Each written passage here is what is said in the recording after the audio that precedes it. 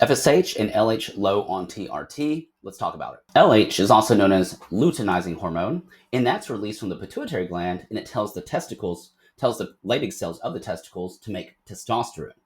Now, FSH is also known as follicle stimulating hormone. That's also released from the pituitary gland, but that tells the Sertoli cells of the testicles to make sperm.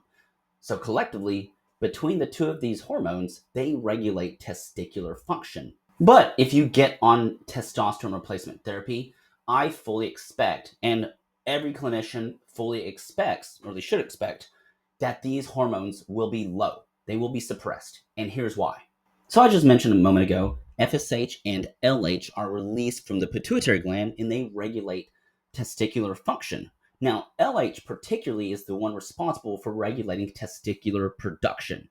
So when you get on exogenous testosterone replacement, what's going to happen is your pituitary is going to say, hey, we've got plenty of testosterone in the system.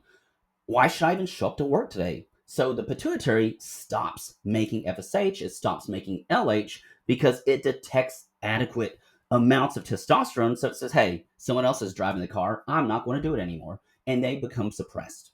Now that your testicles are no longer getting the signal from the brain, the testicles no longer make testosterone either.